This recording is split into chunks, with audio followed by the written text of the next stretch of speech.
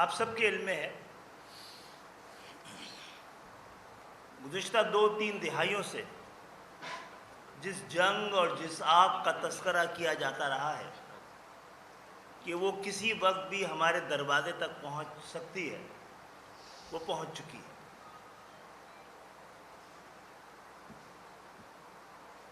اس موقع پہ یہ بات کہہ دینی بھی بہت ضروری ہے کہ اب تک جنگ کے بعد کے حالات میں پاکستان کی حکومت اور افواج پاکستان نے ایک بڑا فعال کردار ادا کیا ہے، لیکن اس جنگ کے حوالے سے اب تک کوئی یہ اندازہ نہیں کر پا رہا ہے کہ آنے والے دنوں میں، مہینوں اور سالوں میں اس خطے کی صورتحال کیسی رہے گی، کیا ڈیولپمنٹ ہوگی اور اس میں خود پاکستان کا کردار کیا ہو سکتا ہے اور ممکنہ طور پہ پاکستان کو کن حالات کا سامنا ہو سکتا ہے۔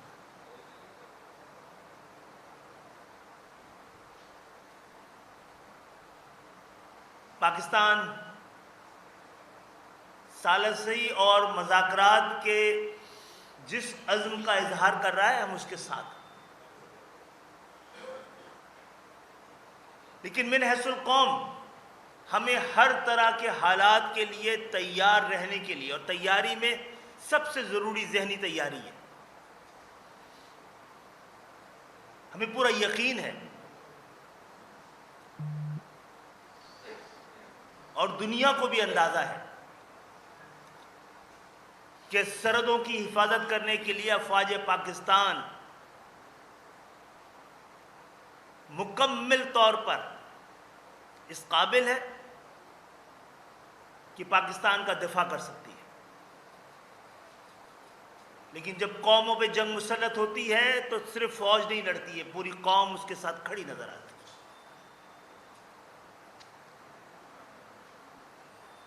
معزز صافی حضرات، ہم نے ابھی جنگ زدہ علاقے میں دیکھا ہے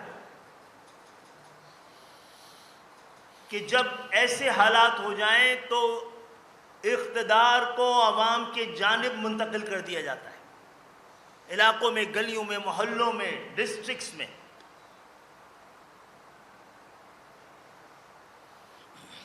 اگر فوج کو اپنے دفاع کے سامان کی ترسیل کی ذمہ داری ان کے پاس، ایسے موقع پر مکمل ذمہ داری ان کے پاس ہوتی ہے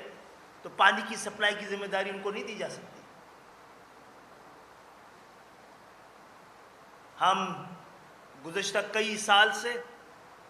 بلکہ MQM کے قیام کے بعد سے ہی یہ بات کہتے رہے ہیں کہ صرف ووٹ لینے والوں کا حق نہیں ہوتا، ان سے 100 گنا زیادہ ووٹ دینے والوں کا حق ہوتا ہے۔ لیکن پاکستان میں ایک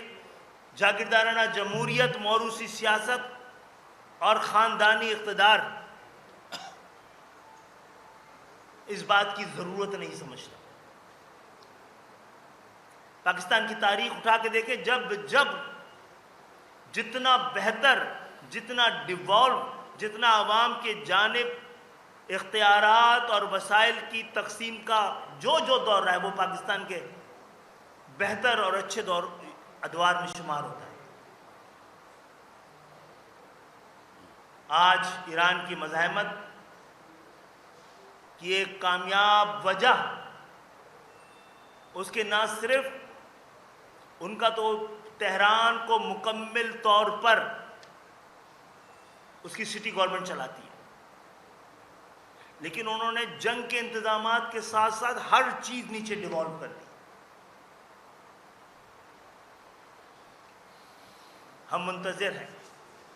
منتظر تھے 28ویں ترمیم میں، جس میں پاکستان کی عوام کو یہ خوشخبری دی جاتی کہ اقتدار میں بھی آپ کا حصہ ہے، وسائل میں بھی آپ کا حصہ ہے، فیصلہ کرنے کا اختیار اپنی گلیوں میں، محلوں میں، اپنے شہر میں آپ کو ہی حاصل ہے۔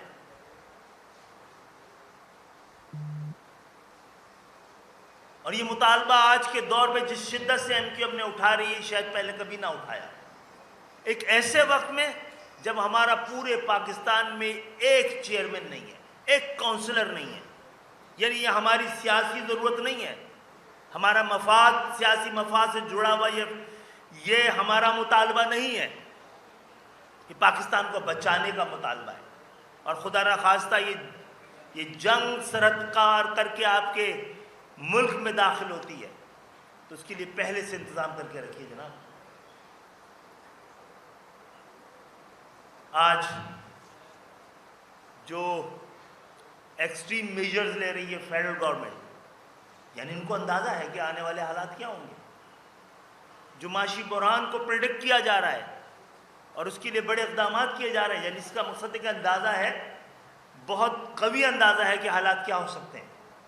لاک ڈاؤن کی باتیں ہو رہی ہیں تو شہریوں پر ہم عین وقت پر ایسے کوئی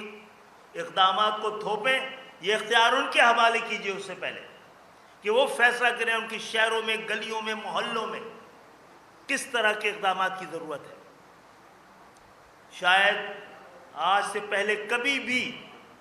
پاکستان کو اس نسخہ کیمیا سے زیادہ کی ضرورت نہیں رہی ہے. یہ کیا ہے؟ یہ کانسٹیٹیوشن آف پاکستان کی حرمت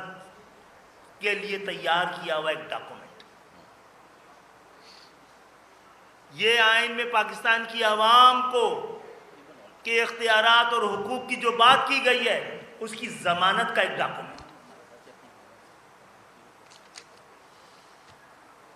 یہ ووٹ دینے والوں نے, ووٹ لینے والوں نے ووٹ دینے والوں کے لیے بنایا ہے, پاکستان کی تاریخ رقم کی. ہم جو یہاں بیٹھے ہیں اپنے حصے کا اختیار ان کو دینا چاہتے ہیں.